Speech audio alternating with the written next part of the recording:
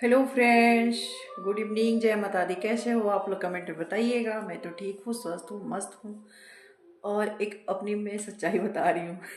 मतलब आज मुझे याद आ गया अपने कॉलेज की बात है।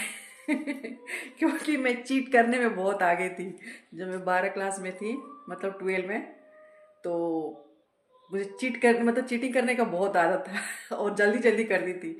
तो जैसे मैं कॉलेज गई और हमारा पेपर हो रहा था, तो उस टाइम जैसे बुक एक आता था, मास्टर माइंड। बस उसमें से फटाफट आंसर निकालो और लिख दो पूरा कॉपी में। कुछ टेंशन ही नहीं था।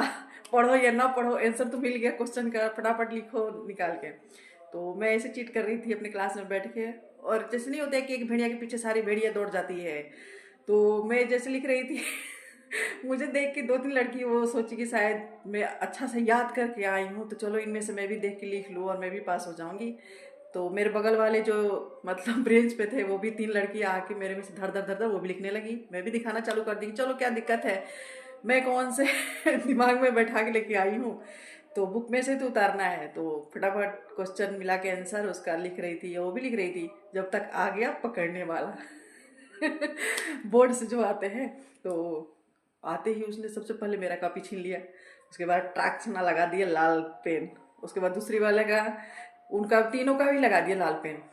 तो तीनों को तो पता नहीं चला कि मतलब हमारी कॉपी छीन गई है, लाल कलम लग गया है, इससे क्या होगा क्या नहीं, कोई टेंशन नहीं। और मैं तो इतना रोई, इतना रोई, इतना रोई कि शायद मेरी शादी भी हुई थी उतना नहीं रोई। पूरे कॉलेज को अपने सर पे उठा के बैठा ली, इतना रोई थी। रोते रोते पूरे घर गई। घर गई तो मेरी एक फ्रेंड थी, मेरे बड़े पापा की लड़की, तो देख देख के वो भी रोने लगी घर पे जाते जाते। तो सब मेरे घर वाले बोल रहे क्या हो गया अचानक से, मतलब ऐसे क्यों रो रहे हैं दोनों के दोनों। तो मेरी मम्मी को लगा कि शायद कोई रास्ते में लड़का वड़का छेड़ दिया होगा, शायद इसकी वजह से रो रही है। मैं रो रो के बोल रही नहीं, ऐसे कुछ बात नहीं है, मतलब मुझे मेरा पेपर मतलब छीन गया और मैं चीट कर रही थी तो लाल पेन लग गया उस पर, तो मैं फेल हो जाऊंगी, मेरा नंबर अच्छा आएगा नहीं, ऐसे भी मेरा रिजल्ट नहीं निकलेगा, एक साल का मेरा पढ़ाई बर्बाद हो गया। ऐसा कर करके रो रही थी मैं। तो मेरी मम्मी बोली कोई दिक्कत नहीं है, अगले साल फिर दे देना, कोई टेंशन नहीं है। फिर चुप हो गई, अपने आप को मतलब होता है ना दिलासा देना, दिलासा दे के शांत हो गई। उसके बाद दूसरे साल फिर मैं एडमिशन करवाई। और उस टाइम तो थोड़ा बहुत पढ़ के याद करके गई, और अपना नंबर जो भी है अच्छा लेके आई, नंबर भी अच्छा लेके आई दूसरे साल में, बहुत अच्छा नंबर लेके आई। उसके बाद उस टाइम था मुलायम जी का, मुलायम सिंह यादव का राज। तो पूरे कॉलेज में जैसे होता है ना कि तीन लड़कियों का नाम आया था, मतलब नहीं होता उस टाइम पैसा वैसा का शायद मिल रहा था। तो मतलब होता है ना कि कोई पेपर न्यूज में आ जाता है कि इस कॉलेज में अच्छा कोई नंबर होगा तो उसका पैसा मिलेगा। तो मैंने भी ऐसे ही फार्म डाल दिया कि शायद मुझे मिल जाए पैसा। मतलब मैंने सोचा कि आ गया तो सही है, नहीं आया तभी भी सही है, कोई टेंशन नहीं है। तो मैंने ऐसे अपना एक फॉर्म लेके डाल दिया। उसके बाद एक ही 2 महीने बाद मेरा नाम आ गया, वो भी बलिया, मतलब तहसील के पास।